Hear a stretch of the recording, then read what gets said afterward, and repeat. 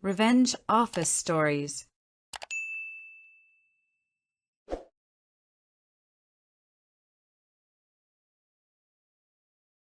They really thought they could silence me. They pushed me out, buried my work, and expected me to just fade away. What they didn't count on was me building a case that would not only destroy their careers, but also turn me into their biggest competitor. They saw me as an outdated cog in a machine they were busy breaking. They forgot that the quietest cogs hear everything. And I heard it all, the whispers, the lies, and the rustle of stolen money. By trying to erase me from a crucial project, one I'd built from the ground up, they gave me the one thing I needed most: time.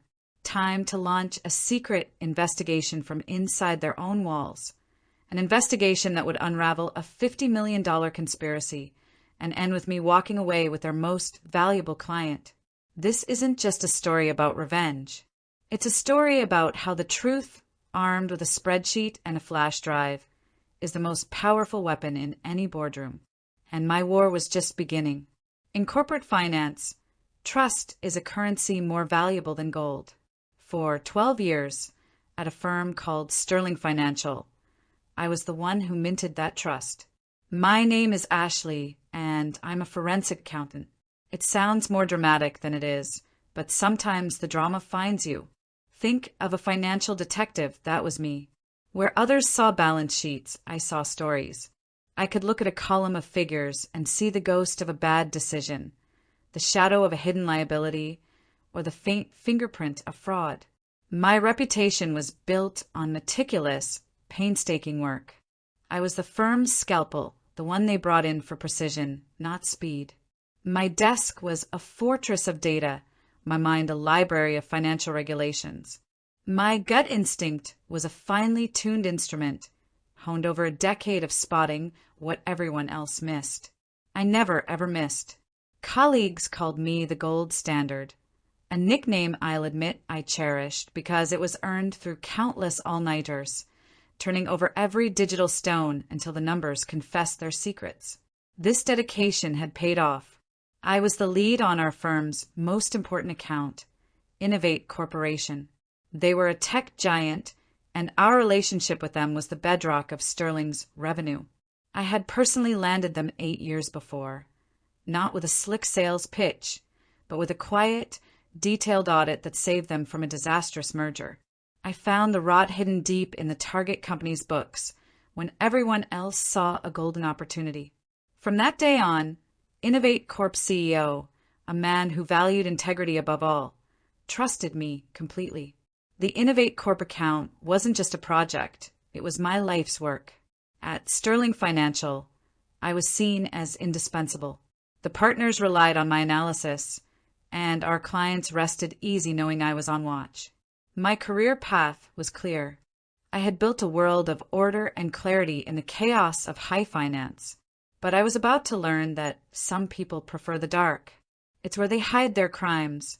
The first tremor arrived in the form of a man named Marcus Thorne, the new chief financial officer. He walked into Sterling with the force of a hurricane. He was everything I wasn't: charismatic, slick, and utterly dismissive of the past. His mantra, which he repeated in every meeting, was move fast and break things. He had a dazzling smile and a profound belief in his own genius, speaking in buzzwords like synergy and disruption, instead of using concrete data. His right-hand man was David Chen, the VP of Operations, a nervous, ambitious man who attached himself to Marcus like a remora to a shark. Together, they represented a new, dangerous current. The firm's steady, methodical pace was replaced by a frantic push for high-risk growth.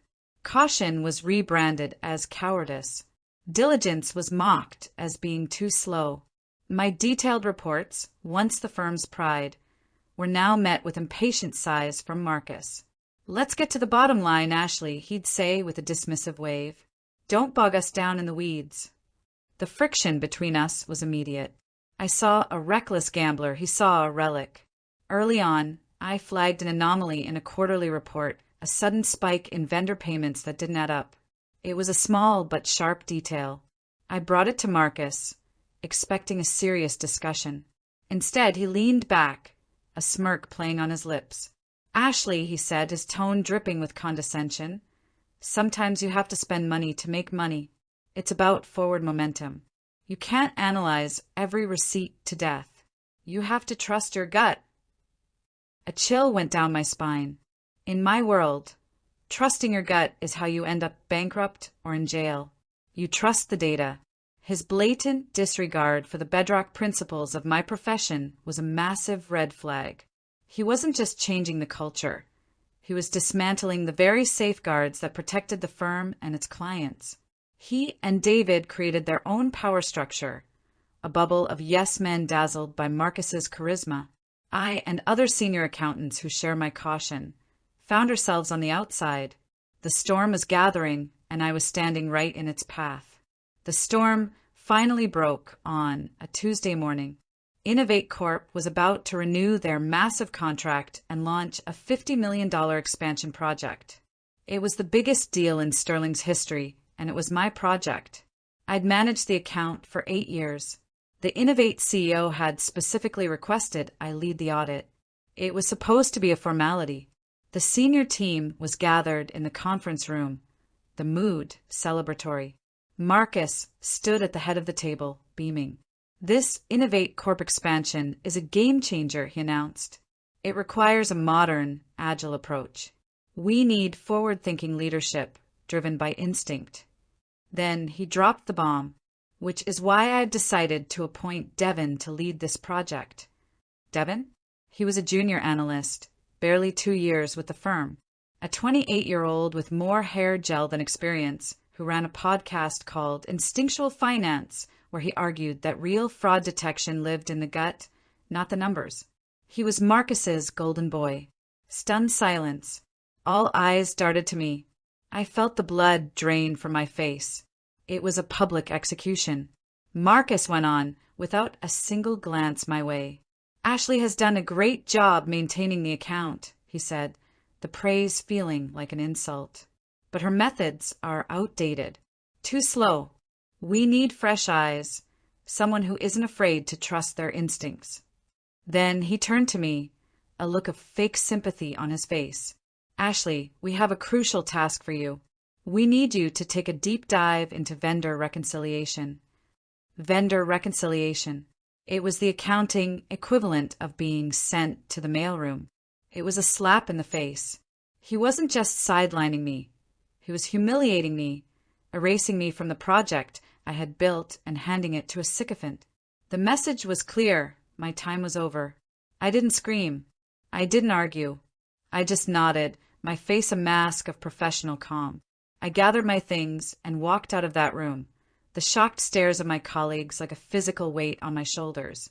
As I walked back to my desk, my mind was a storm of shock, fury, and betrayal. They thought they had buried me. But as I sat down, a new feeling began to cut through the anger, suspicion. This move was too aggressive. The justification was too flimsy. You don't yank your most experienced accountant off your biggest client's most critical project for no reason. They weren't just sidelining me. They were hiding something, and I was the only one who could find it. My new reality was a digital graveyard where old files were sent to be forgotten. I was exiled to a shared drive filled with disorganized vendor contracts and upside-down scans. They thought I'd either quit or fade away. They had severely, catastrophically underestimated me. For a few days, I went through the motions, but my mind was replaying that meeting, dissecting Marcus's words. The more I thought about it, the more convinced I became that my removal wasn't just about corporate politics. It was a preemptive strike. They didn't move me because I was outdated. They moved me because I was dangerous. My forensic accountant's brain, the one they called obsolete, couldn't switch off. Late one evening, I started sifting through months of payment records from the Innovate account archives, which I still had access to. I was looking for a single loose thread that, if pulled, could unravel everything. And then I found it. A $40,000 payment from 3 months ago, made out to a company I'd never heard of, Synergy Consulting. The service description was laughable, Strategic synergy optimization. Corporate jargon for nothing. The payment was approved by David Chin and countersigned by Marcus Thorne. I knew every legitimate vendor on this account. This wasn't one of them. My heart started beating faster. This was it. This was the thread. On my personal laptop, I looked up Synergy Consulting in a public business registry. The company was registered just 4 months ago. It had no website, no public presence, and its address was a P.O. box in a neighboring state. This wasn't a real company. It was a shell company. A cold dread mixed with a surge of adrenaline washed over me. A shell company meant one thing. Money was being siphoned out of Sterling, using my account, my reputation, as a cover. The anger I felt was now forged into something harder, sharper, purpose. They thought they had sent me to the graveyard. They didn't realize they had just given me a shovel and a map of where the bodies were buried. The investigation became my secret life. By day, I was the model employee, quietly reconciling vendor files. By night, I was a ghost in the machine, moving silently through the firm's digital corridors. Synergy Consulting couldn't be the only one. I wrote a small script to scan the accounts payable system for similar approval signatures. It was a huge risk. A decent IT department would have noticed. But I was counting on Sterling's antiquated systems, something I'd complained about for years. Now that negligence was my cover. The search returned a dozen hits. A dozen shell companies with meaningless names like Momentum Solutions and Apex Synergies. Over the past 6 months since Marcus's arrival, they'd been paid $2.8 million for fake services. It was an entire network of ghost vendors, all approved by Marcus and David. But where was the money going? The electronic transfers were routed through a series of small, regional banks, a classic money laundering technique. The payments were always made on the last day of the month and were always just under $50,000, a threshold that helps avoid triggering automatic bank reports. They were following a predictable script. This wasn't just theft. It was organized crime dressed up as corporate expenses. Next, I suspected they were manipulating the firm's performance to justify the massive growth Marcus was always bragging about. On a password-protected file on my personal drive, I started creating shadow financial reports. I pulled the raw sales data for the Innovate account and compared it to the official statements Marcus was presenting to the board. The discrepancies were staggering. He was inflating revenues, booking deals before they were signed, and duplicating contracts. He was building a house of cards, making the firm look wildly profitable while he was secretly bleeding it dry. The final piece of the puzzle was forgery. I staged a chance encounter with Devin, the new project lead by the coffee machine. I feigned interest in his instinctual approach, mentioning an old vendor clause he might want to check, a subtle trick to get him to open the master file. While he was distracted, I caught a glimpse of his screen. On a recent approval document, David Chen's signature looked off. It was too perfect. It looked like a digital copy-paste. That night, using a forgotten admin password, I accessed the document server and downloaded the file to a secure flash drive I kept on a chain around my neck. Comparing the signature to verified examples confirmed it. It was a forgery. They were using it to push through payments to their shell companies. I now had the whole picture. The scheme was twofold: siphon millions from the company through ghost vendors and simultaneously cook the books to justify huge bonuses and secure bigger bank loans. It was a conspiracy worth at least $50 million, built on the belief that no one was smart enough to catch them. I had the data, the fake invoices, the forged signatures. Enough to raise serious questions. But it wasn't enough. Marcus was a master of corporate politics. He could easily paint me as a disgruntled employee seeking revenge. He would bury me in an HR investigation and discredit me before my evidence ever saw the light of day. I didn't just need a case. I needed a confession. I needed a smoking gun. I remembered something. After a minor compliance scare years ago, the firm had started recording all high-level video conference calls for training purposes. All executive meetings, even informal ones between Marcus and David, were recorded and stored on a cloud server. Access was heavily restricted. For 2 days, I probed the archive system's defenses. It wasn't a flaw in the security, but in its logic. The system's permissions were based on a user's current role. My vendor reconciliation role had no access, but my old role, lead forensic accountant, still existed in some legacy systems. The system had a split personality, and one of its personalities still thought I was in charge. My hands trembled as I logged in using the credentials of my former self. A list of recorded meetings popped up. I filtered by attendees, Marcus Thorne and David Chin. I started watching, fast-forwarding through hours of corporate chatter. And then, on a recording from 6 weeks ago, I hit gold. It was a late-night call. They looked tired but smug, discussing a $100,000 payment to Apex Synergies. "Did you push the Apex payment through?" Marcus asked. David grinned. Signed, sealed, and delivered. The invoice was a work of art. Cross-platform, synergy integration. "It's my masterpiece." Marcus chuckled, a low, ugly sound. "A masterpiece nobody will ever see. God, can you imagine if someone like Ashley ever got a look at these? She'd have a stroke. She'd spend 6 months building a binder to prove it was all fake." "Good thing we put her on inventory duty," David said with a laugh. "She's probably reconciling paper clips as we speak." They both laughed, and then Marcus delivered the final, damning line. "Keep it up. Another quarter like this, and our bonuses will be bigger than this firm's actual profit." I hit pause. I couldn't breathe. My heart was hammering. It was all there.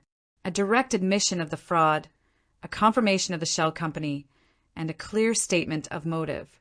They even mocked the very diligence that was about to bring them down. This wasn't just a smoking gun. This was a video of them loading the weapon. With shaking hands, I downloaded the file to my encrypted flash drive. Then I went to an office supply store and bought a heavy-duty, 5-inch, 3-ring binder. For the rest of the night, I printed everything. Every fake invoice, every doctored report, every incriminating email. I organized it all with meticulous care, using colored tabs and clear labels. Marcus had joked about me building a binder. He had no idea how right he was. The day of judgment arrived disguised as a routine quarterly board meeting. Marcus and David were set to present their spectacular results and get the final sign-off on the $50 million Innovate Corp contract. The air was thick with self-congratulation.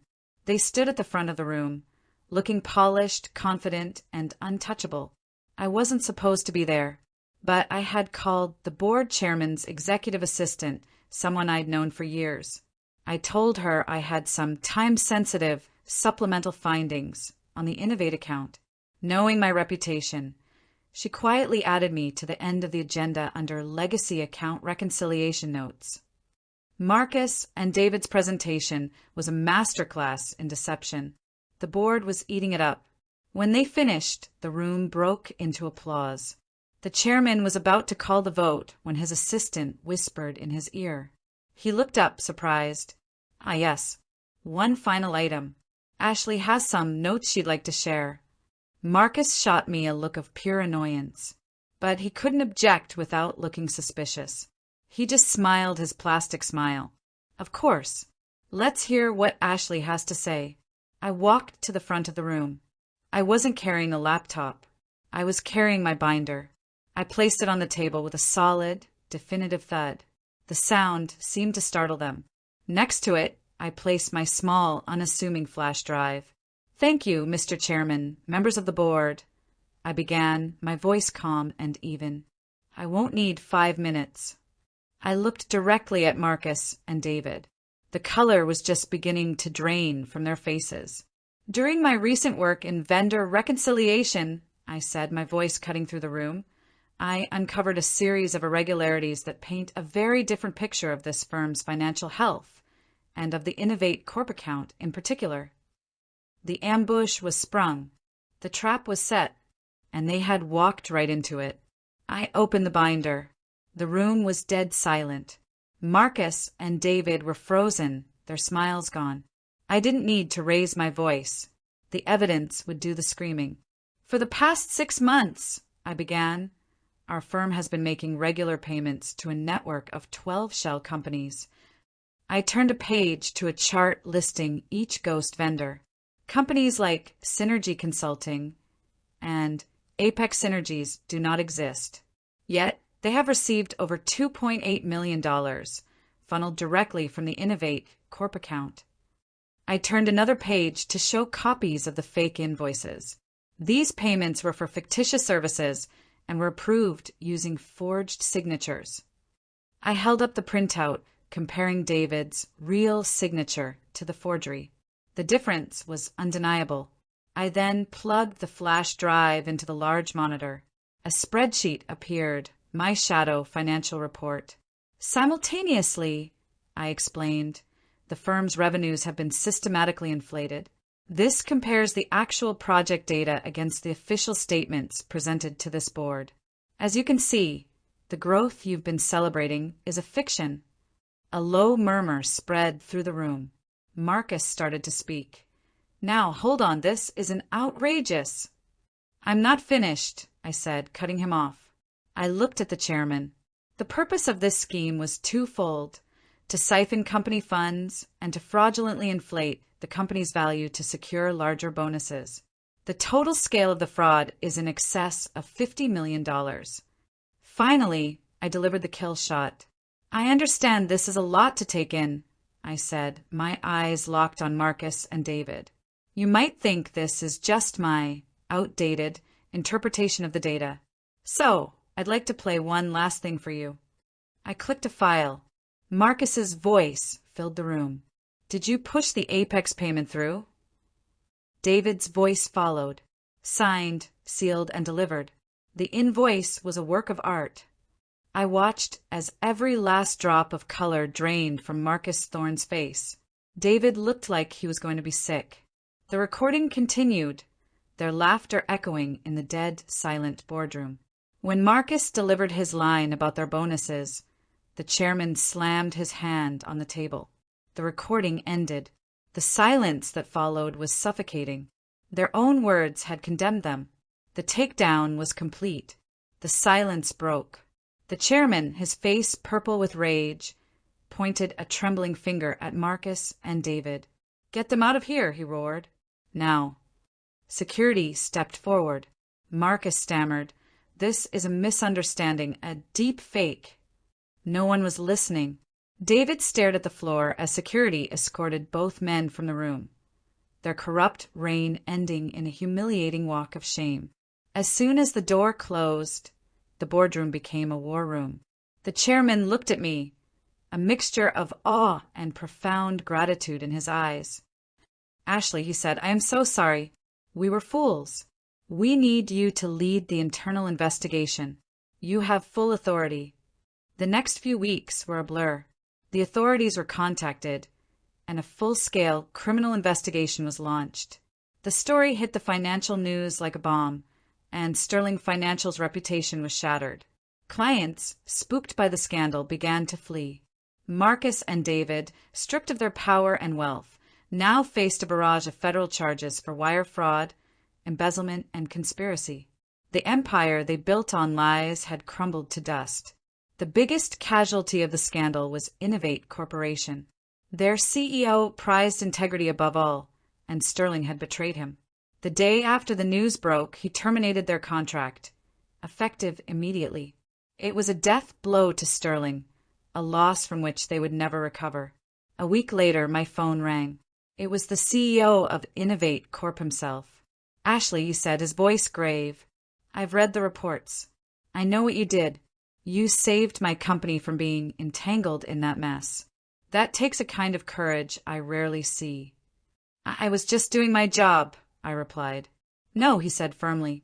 "You upheld the principles everyone else abandoned." He paused. "I'm terminating our relationship with Sterling, but my need for a trustworthy financial guardian remains.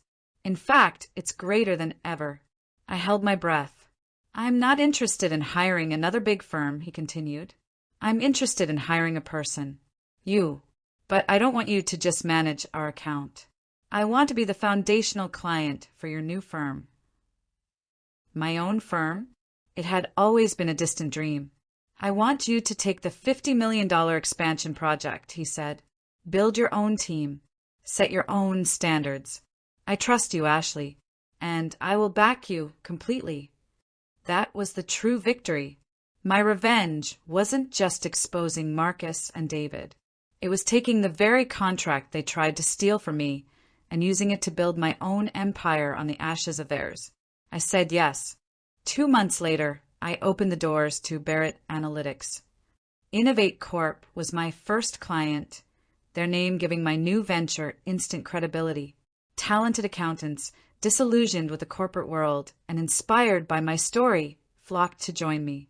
We built a company founded on the very principles Marcus had mocked: diligence, integrity, and the belief that the truth is always in the numbers. While Sterling was mired in lawsuits and struggling through a forced, cut-price merger, we were thriving. We started taking on their former clients, one by one, offering the security Sterling had lost forever. They tried to push me into the past, but instead they launched me into the future. They thought I was a cog in their machine, but I turned out to be the engineer who built a better one. So where are they now? Marcus Thorne and David Chen were eventually found guilty on multiple counts of fraud and are currently serving lengthy sentences in federal prison. The money they stole was largely recovered, but it couldn't save their reputations. Sterling Financial, as it was known, no longer exists, swallowed by a competitor. And me? Barrett Analytics has become a major player, a firm known for its unshakable integrity. I took their biggest client and became their biggest nightmare, not through malice, but by simply being better at the job they tried to stop me from doing. They thought they could bury me in a file room, but they forgot one crucial thing about forensic accountants. We know exactly how to dig. What part of Ashley's revenge was the most satisfying? The meticulous investigation, the boardroom takedown, or stealing their biggest client? Let us know your thoughts in the comments below. And for more stories of justice being served, make sure to like and subscribe.